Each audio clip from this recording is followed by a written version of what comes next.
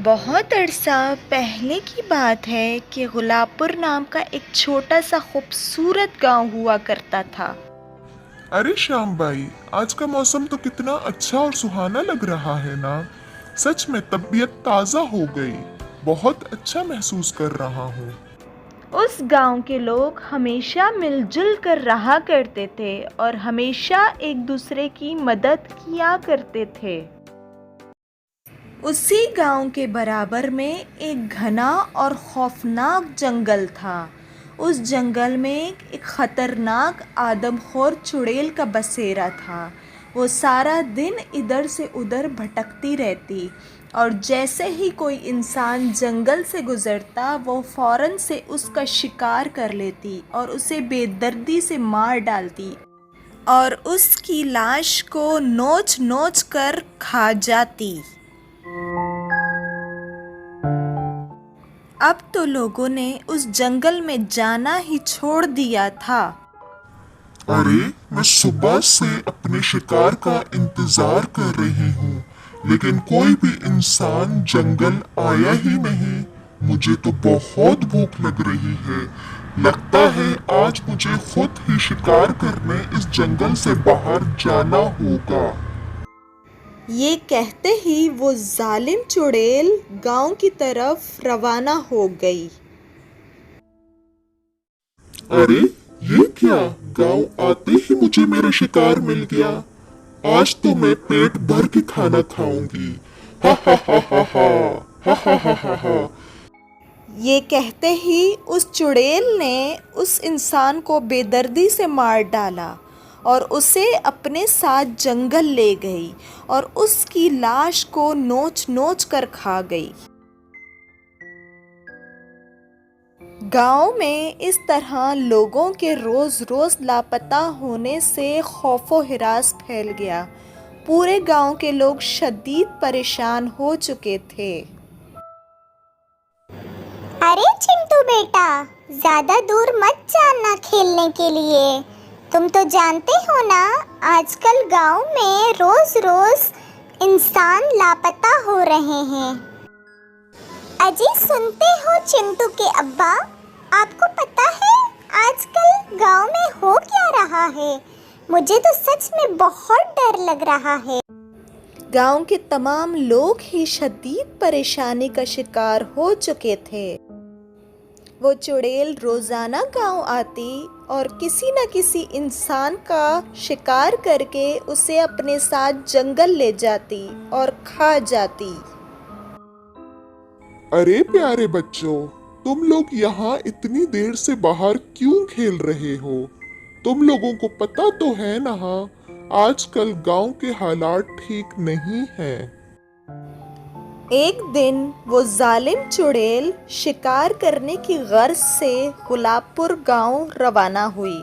वहां उसे एक छोटी सी बच्ची खेलती हुई नजर आई। अरे वाह, क्या किस्मत है मेरी। आज तो मैं तुम्हारा शिकार करूंगी। मैंने सुना है बच्चों का गोश्त बहुत लजीज होता है। हा हा हा हा हा। लेकिन जैसे ही वो चुड़ैल उस बच्ची का शिकार करने के लिए आगे बढ़ी, वो बच्ची उसके चंगुल से भाग गई।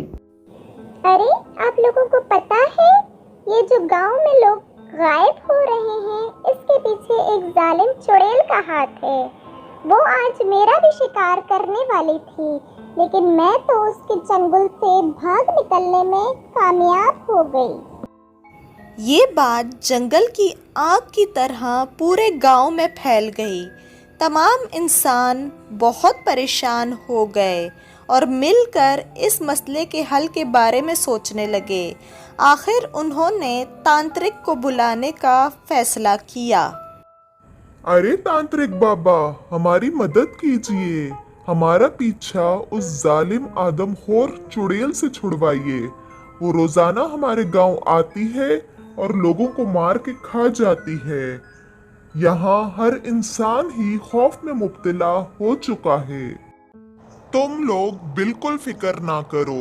मैं तुम्हारा पीछा उस जालिम आदमखोर चुड़ैल से जरूर छुड़वा के रहूंगा। मैं ऐसा अमल करूंगा कि वो आदमखोर चुड़ैल तड़प तड़प के मर जाएगी और अपनी जान की भीख मांगेगी। लेकिन उसके लिए मुझे जंगल में जाकर अमल करना होगा, तभी उस चुड़ैल का खात्मा मुमकिन है। ये कहते ही तांत्रिक बाबा जंगल की तरफ रवाना हो गया और जंगल में एक दरख्त के नीचे बैठकर अपना अमल करने लगा। उसका अमल बहुत ताकतवर था। कुछ ही देर में उसके अमल की ताकत से वो चुड़ैल अपने आप ही उसकी तरफ खींची चली आई। वो बेहद गुस्से में लग रही थी। उस चुड़ैल ने भी सोच लिया था कि वो इस तांत्रिक को सबक जरूर सिखाएगी। कमीने तांत्रिक, तेरी इतनी मजाल, तेरी इतनी हिम्मत, तू मुझे मारने आया है? मुझे? अब देख मैं तेरा क्या हाल करती हूँ। ऐसा सबक सिखाऊंगी कि हमेशा याद रखेगा। ये कहते ही चुड़ैल ने मंत्र पढ़ा तो तांत्रिक दूर जा गिरा। फिर वो तांत्रिक उठा और चुड़ैल के करीब आया और कहने लगा, ए खबीस चुड़ैल, तूने गांव के मासूम लोगों पर बहुत जुल्म किया है। तुझे तो मैं इसकी सजा दे कर रहूंगा। अब देख मैं क्या करता हूँ। ये कहते ही तांत्रिक ने ऐसा अमल किया कि चुड़ैल गिर कर तड़पने लगी। इसके बाद वो जालिम चुड़ैल तेजी से उठी और तांत्रिक की तरफ बढ़ने लगी ताकि उसका काम तमाम कर सके। लेकिन अब की बार तांत्रिक ने अपना आखिरी अमल किया। उसका अमल इस कदर ताकतवर था कि वो चुड़ैल वहीं ढेर हो गई और हमेशा हमेशा के लिए उस जालिम आदमखोर चुड़ैल का खात्मा हो गया। इसके बाद वो तांत्रिक बाबा गांव की तरफ रवाना हो गया। ए गांव के लोगों, आप सबको बहुत बहुत मुबारक हो। मैंने उस जालिम आदमखोर चुड़ैल का खात्मा कर दिया है। अब वो जालिम आदमखोर चुड़ैल आप लोगों को कभी परेशान नहीं करेगी। अब आप लोग बेफिक्र होकर अपनी जिंदगी गुजार सकते हो। अब आप लोगों को डरने की कोई जरूरत नहीं है।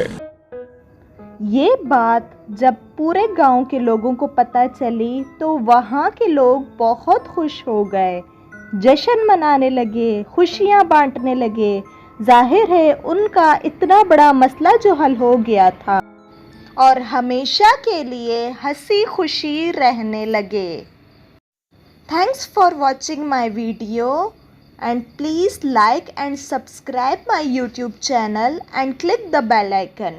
Thank you and Allah Hafiz.